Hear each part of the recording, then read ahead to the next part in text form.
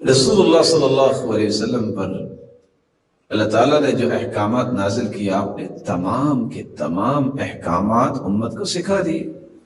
آپ کی زندگی میں کوئی 23 سال میں یہ مہینے بار بار آئے، 40 سال کے بعد تو آپ کو نبوت ملی، لیکن 23 سال کے عرصے میں آپ نے کسی ایک سال بھی صحابہ کو اکٹھا کیا ہو کہ آج جو ہے نا وہ شب برات بھی ہے اور آج شب معراج بھی ہے، تو آج آپ کو اتنے نوافل پڑھنے چاہیے، آج آپ کو اتنے روزے رکھنے چاہیے صبح اٹھ کے، اور آپ کو یہ اعمال کرنے چاہیے۔ امت کو اس بات کا حکم نہیں دیا۔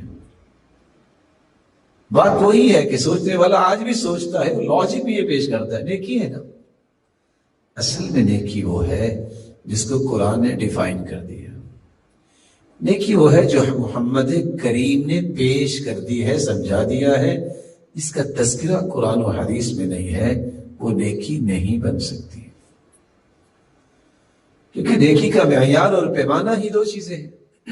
ترکت فیکم امرین لن تضلوا ما تمسکتم بہما کتاب اللہ و سنت رسولہ۔ لوگوں میں تمہیں دو چیزیں چھوڑ کے جا رہا ہوں، ایک اللہ کا قرآن ہے اور ایک اس کے رسول کی سنت ہے۔ جب تک ان دونوں چیزوں کو تھامے رکھو گے تم کبھی گمراہ نہیں ہوگے۔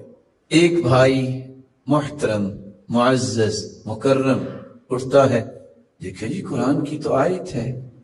اللہ آپ کو سلامت رکھے میرے بھائی، یہ قرآن کی آیت کس پہ نازل ہوئی؟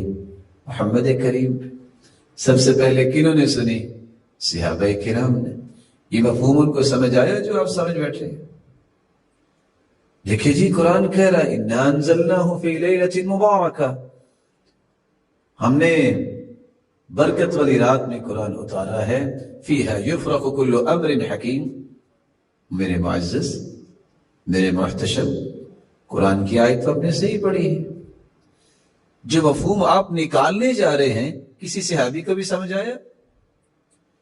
1,44,000 صحابہ حجۃ الوداع کے موقع پہ تھے، اور آپ نے سب کو مخاطب کر کے فرمایا الا هل قد بلغت، کیا میں نے پہنچا دیا؟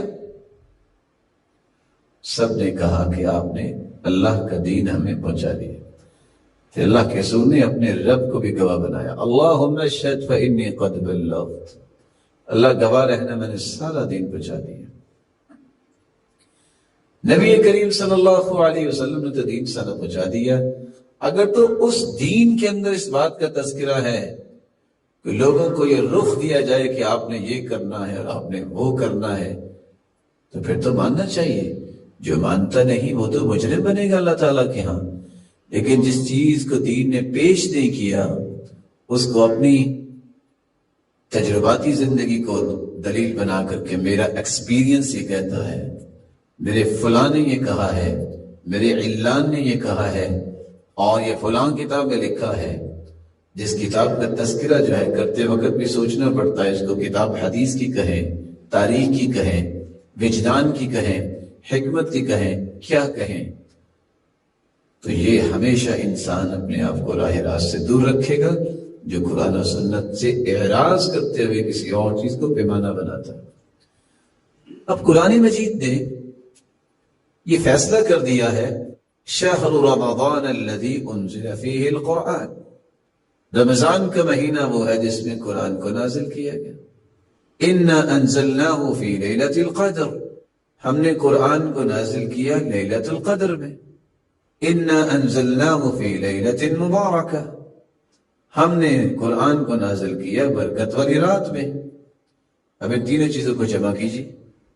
قرآن مجید لیلۃ القدر میں نازل ہوا، جو برکت والی رات ہے، جو رمضان میں ہوتی ہے۔ لیلۃ القدر کس مہینے کی رات ہے؟ میں تھوڑا سا جواب چاہوں گا، کس مہینے کی رات؟ ہو سکتا ہے رجب میں آئے، شعبان میں آئے۔ کتنی کامن سینس ہے کہ قرآن اللہ تعالیٰ نے لیلۃ القدر میں نازل کیا ہے، اور وہ برکت والی رات ہے، اور وہ رمضان میں ہوتی ہے۔